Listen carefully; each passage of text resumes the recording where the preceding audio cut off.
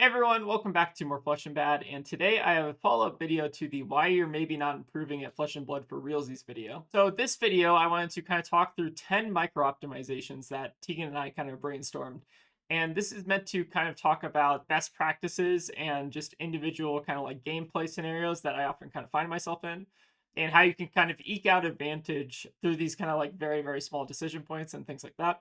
This is not meant to cover like macro, like gameplay strategy or like deck building or like meta discussion. This is just very, very kind of low level details about like how to kind of improve your FaB gameplay. So before we get into it, I'm going to be taking a little bit of advice from some people that I kind of heard feedback on. I'm going to be splitting this video into 3 parts. So this first part, I'm going to be talking about the information economy, and I'll get into what that means in a second. But yeah, this is going to be a 3-part series. If you guys like it, let me know, and we'll try to do a couple more of these because I think I've got a couple kind of like brainstorm ideas in the back of my head.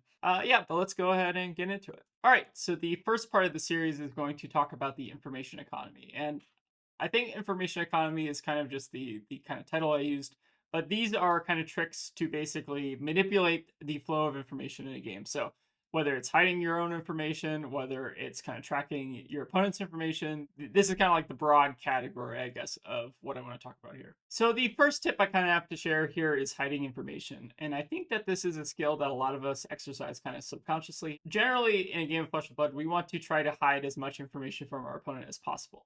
So whether that's hiding that we have an on-hit or hiding that we have a disruptive effect like Warmongers or Codex, we generally want to hide information that's bad for our opponent from our opponent so that they don't know like what to play around, basically, right? Another common example is like Succumb to Temptation or other cards that are like reacts, like Siren's Call or Justinic. These cards all are kind of cards that prey on your opponent having very little information, right? Because you could either not have that card or you could have some other like disruptive card. So keeping your gameplay secret can help you get an edge. So let's kind of go into some examples here. So with this hand right here, we have like a pretty good 2-card transcend play, right? We have Wind Chakra plus Stir the Pot.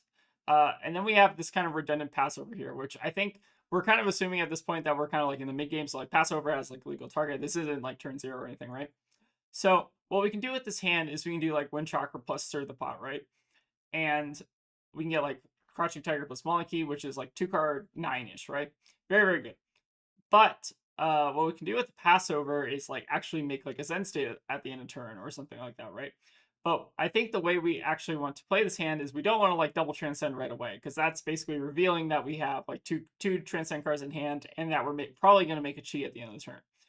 But what we can do instead here actually is to just do Stir the Pot plus Wind Chakra. And then since we played 2 blues, they don't know about this third chi in hand. So maybe they just say no blocks, they take 9 damage or whatever. And then they get screwed with like a Zen state. Let's say it's like a Viscerai or something, right? And they now have to fight through two turns of Zen state. So this is kind of like a prime example of hiding information that's bad for your opponent. And I think a lot of this is kind of like sequencing. So it's the same value, right?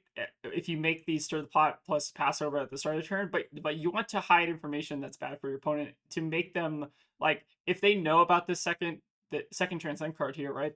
They're going to probably try to block out your Trash Attacker plus Mauling, because there's probably no way that they can really reasonably push damage through his end state. So hiding information is very, very important.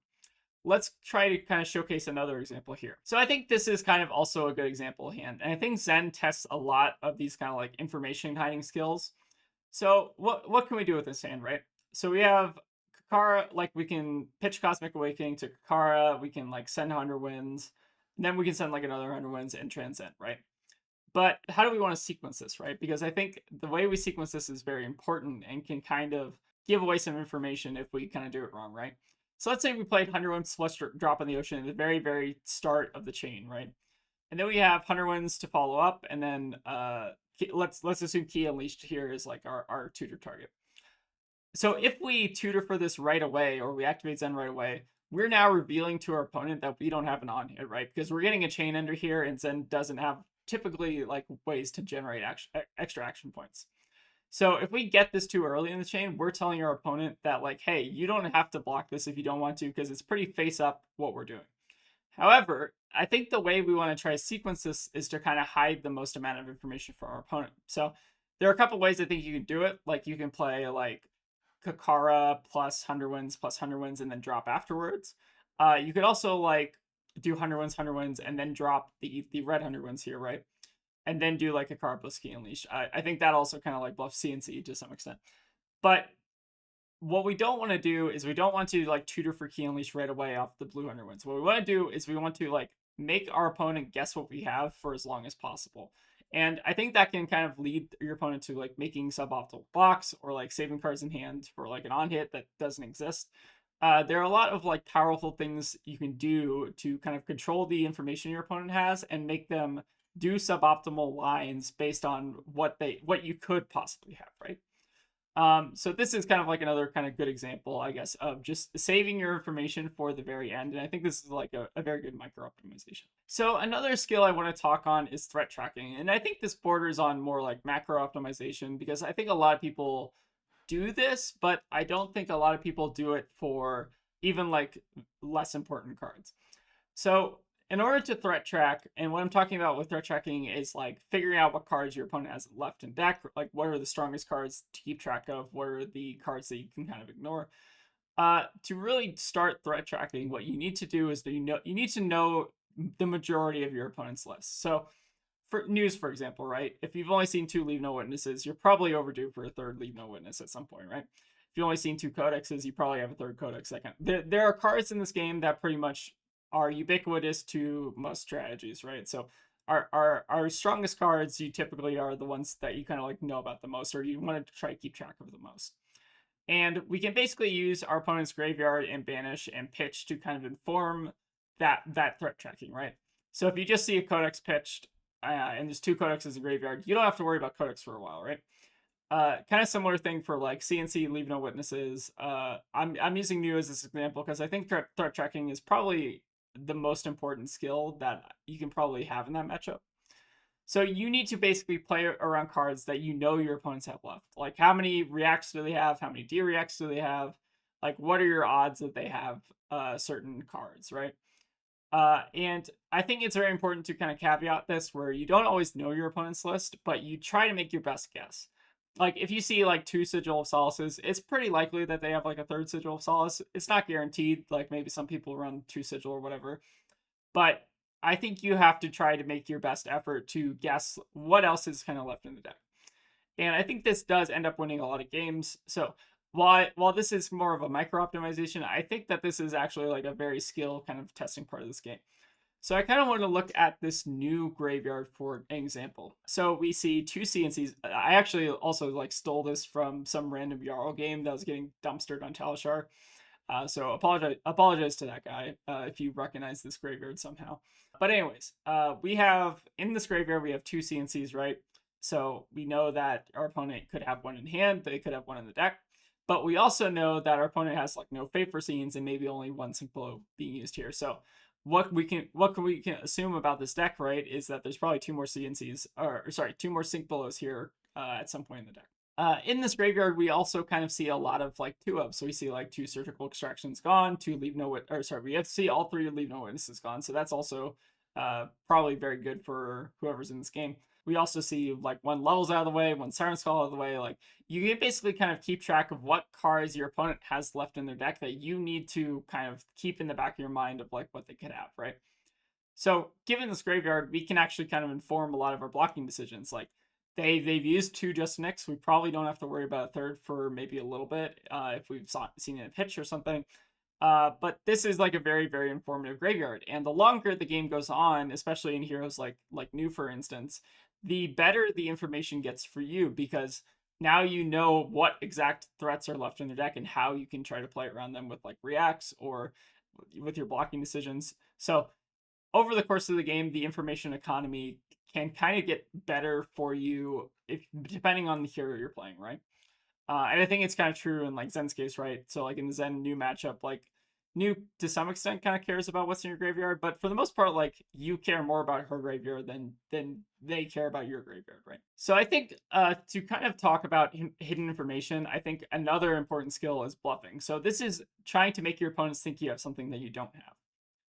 So a common bluff is like bluffing a pummel or bluffing, some other kind of like disruptive effect, like maybe like adjusting it. So like new is basically a very good bluffing here, right? Like let's say you have like a Bonds of Agony coming in, your opponent has like two or three cards in hand, and you block 9 on it, assuming that they have pumps, and then they just give it go again, and then Mask of Recurring Nightmares you, and then you get blown out. Bluffing is something you can do to basically make your opponents play in ways they normally wouldn't, just by hiding information, right?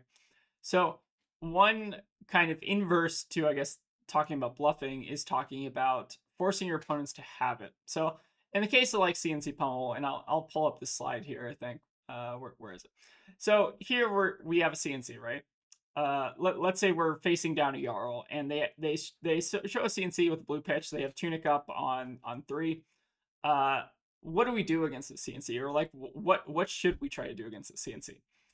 So if we want to not take any damage, or like we want to basically like not get hit, like maybe we're at 1 life, maybe we have to block 12, or maybe we have to like block with our entire hand on this pummel, right? But if we can kind of take a little bit of damage, I think what the correct play to normally do against this kind of situation, right, is we probably try to block 6 on their CNC and try to make our opponent have it. Because if they have pummel, they're using a card from Arsenal. We're getting a threat out of the way, right? And this Jarl, maybe they don't have pummel, maybe they do have pummel, but they are bluffing it, which now makes your opponent probably play in a slightly different way than maybe they did before. Maybe they try to go for an overblock on it. Maybe they do something different. Like bluffing is a very, very important skill, and also recognizing when your opponent is bluffing is very important. I'm also going to go back to kind of this example here. So this example is a Zen example. And we can kind of see here from these 3 cards that we're kind of trying to go for like a chase aspect line, right? Pretty straightforward. Let's say this chi like was at, let's say our opponent doesn't know about this chi in hand. Let's say it like got stir the potted or shuffled or whatever. And we just naturally drew it. So what we probably want to do here is like do chase aspect plus Kakara at some point, and then maybe Arsenal is pass over, make a Zen state, or do something, right? But I think kind of like what the better play is here is to not lead off on Kakara, even though we're potentially losing like 1 damage on that first Tiger breakpoint. But what we're doing instead is if we're playing out, if we're tutoring for Chase the Tail here, we're leaving 2 floating if we're not Kakaraing, and that could that basically turns this passover into like a potential CNC right here, right? And I think that is kind of like a good example of a bluff, right? Because we have 2 floating, we have a card in hand. This could easily just be like a CNC or something, and maybe that's why I'm not Kakaraing. So like up until the point where you play out, maybe like up until right after the aspect, because you probably want to still like Kakara plus buff the Tiger anyways. Maybe up until that point, your opponent is less incentivized to try to block the Chase the Tail and the aspect. They're more incentivized to try to save like 2-3 blocks for the very end in case that two resources is actually representing like a CNC or a weakest link or something, right? So this is kind of what I'm talking about when I'm talking about bluffing, is like turning cards in your hand into more threatening cards than they actually are. So this is I think a really good example of just what you can kind of do to manipulate your opponent's information, or kind of pretend like you have a threat that you don't actually have. In this 4th slide, I want to also talk about another kind of information technique that you kind of use on your own deck. And this is a skill that Kanos have kind of more so kind of gravitated towards. Less relevant for Zen because you shuffle a lot, but this is kind of like the concept of like blackjack card counting. So I think this is also referred to as like red-blue card counting or whatever. But basically, you kind of treat your cards in deck as like a number. So every time you see a card in deck, you basically add or subtract from a counter that you're basically using in your head, right? And this is kind of like a vibe-based approach to figure out like how red heavy your hands are going to be, how blue heavy your hands are going to be, like what are your odds of basically drawing kind of like the hand that you kind of desire here. And this is also kind of like a vibe thing, but you can math it out if you're big brain, like 10,000 IQ, that kind of thing. All right, so to preface this section, I do want to mention that there's a really good article on this on the What Would Kano Do website by dropmaw, and he kind of talks through basically what I'm going to mention here, but I'm going to try to do it from kind of like more of a Zen perspective, even though I don't think it's like as relevant in Zen as it is in like Kano. but it can kind of help you on like a very, very micro level and then kind of identify like what you're kind of drawing into.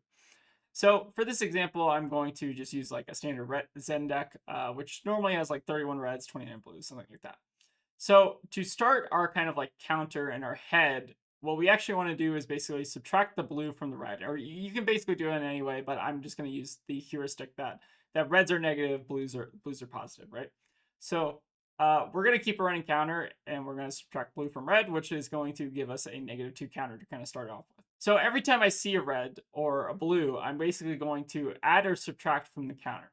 So for the case of red, I'm going to subtract 1 from the counter. For the case of blue, I'm going to add 1 to the counter. And this is every time I draw a card or like see a card or reveal a card, right? So in this example I've kind of shown here, let's say I've seen 28 cards in total over the course of the game, and my counter started at 2. I haven't -2. I haven't shuffled, and 17 of those are blue, and 11 of those are red. So based on this kind of example, my counter would be at +6 from whatever I kind of started at. So it would be at like +4. So in this scenario, what this means is that I'm more likely to draw reds than blues. And knowing that can kind of like inform, I guess, what you're kind of like drawing to. So like if you have like a transcend card in Arsenal or something, and you have a very high likelihood of drawing into reds, maybe there's like a small percentage that you like brick out or something, and knowing that can kind of help you kind of like inform like your blocking or like your attacking kind of decisions. And then I think to know the exact percentage here, you need to also count like how many cards you're pitching as well. But this isn't always like incredibly necessary or like a good use of time. So I think that just counting the cards themselves and not like or having like the positive negative count versus like having the positive negative plus also that kind of running pitch count as well, I think is maybe a little bit too much kind of like mental overload. So I think most people, what they do is they actually just have that running like plus minus count. And notably here, shuffling resets the counter, but what we can use to actually inform our counter, like now that's gotten reset, is we can actually look at our graveyard. So our graveyard is kind of a tool that we can use to like reset this counter and like kind of, again, inform what we're kind of drawing to here. So I think this is going to conclude the kind of segment that I'm doing here on the information economy. I think that was kind of a good overview of how I think about information in like Flesh and Blood. What I want to cover next is kind of a segment that I've called Draw Towards Your Good Cards. So in the next segment, I'm going to be talking about things like overpitching, things like overblocking, things like kind of drawing towards like the best cards in your deck or the cards that are going to win you the game. But yeah, let me know if you found this helpful or if you have any other kind of tips that kind of pertain to information, and I'll see you all next time.